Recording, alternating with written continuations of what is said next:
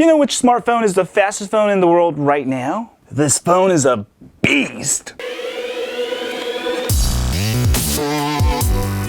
Hi folks, I'm on Android.com where we get on Android every day. Anyway, I will be uploading a ton of videos about the Galaxy S6 this week and the S6 Edge, which is coming later today. Also, stay tuned, folks. So today we're gonna do another video. How fast is the Galaxy S6? This thing is super fast. Let's take it to the limit. Pedal to the metal. Let's go do this, baby. Alright guys, I got the Galaxy Note 4 on the left and the Galaxy S6 on the right. The Galaxy Note 4 is probably the fastest smartphone out there before the S6 came out. So let's go ahead and do this, baby. And I suggest you guys put a phone when I start it right next to it and do your own benchmark, and this will compare, you'll be able to see in real time how fast your phone is compared to the Galaxy S6. So do have a phone next to you, and that way you can see in real time. And it should be really fast. And I'm gonna just keep rolling the camera, that way you can actually compare it with your own phone in real time. So it's looking actually about the same here. And also one difference is that the Galaxy S6 is actually running the 64-bit of the Antutu benchmark. And it seems like actually the speeds are about the same as the Note 4 and the S6 so far.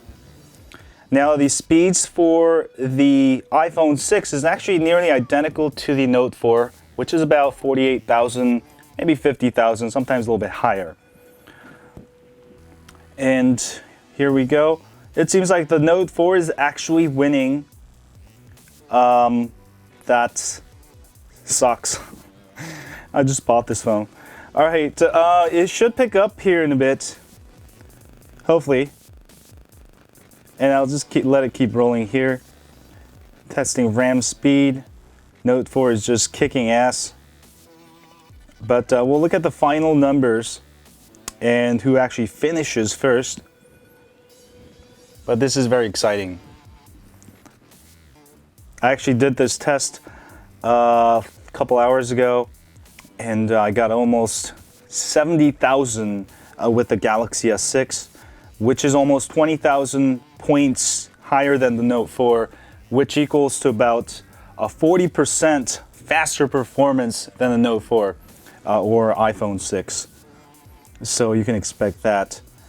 Now I am running out of battery. That's because I did it on purpose. I wanted to do tests. Now these two tests are very good because they both use 1440p screen, so it's like a very fair fight.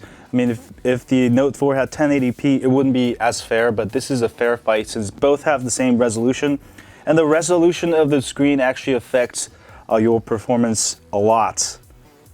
And you can see that the Galaxy S6 is actually picking up a little bit. You can see it's actually going a little bit faster now.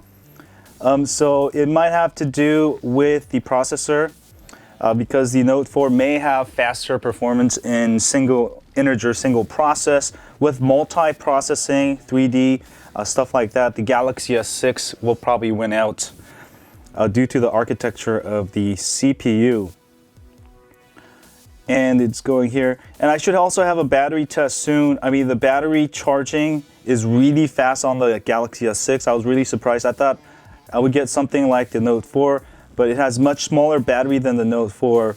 So you can actually charge the Galaxy S6 to like 0 to 50% in like 10 minutes or something. It's ridiculously fast. I was at like 50% yesterday. And boom shakalaka. The actual tests actually see that I got 52,000 with the Note 4, 69,000, that's almost 20,000 points higher. But you can see that the Note 4 actually finished about the same time as the Galaxy S6. So we're gonna go ahead and look at the details where those changes are. As you can see, multitask, the Galaxy S6 did a lot faster, 9352 versus 8164.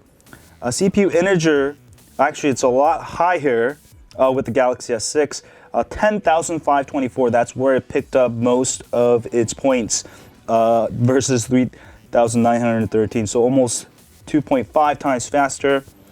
You can see there, I told you single thread integer. That's like single processes. So the Note 4 is actually clocked higher. So you got 3000 versus 2500.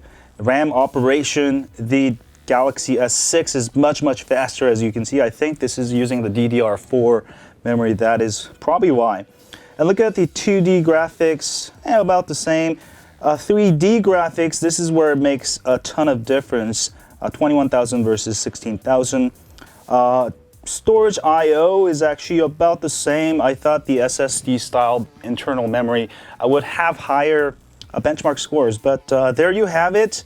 You can see that the biggest difference came with the CPU integer, which I think is for multi-thread or multi-tasking. Sorry, I'm running out of battery here. We'll have the battery test soon here, but that's the result. 69,000. That's really fast.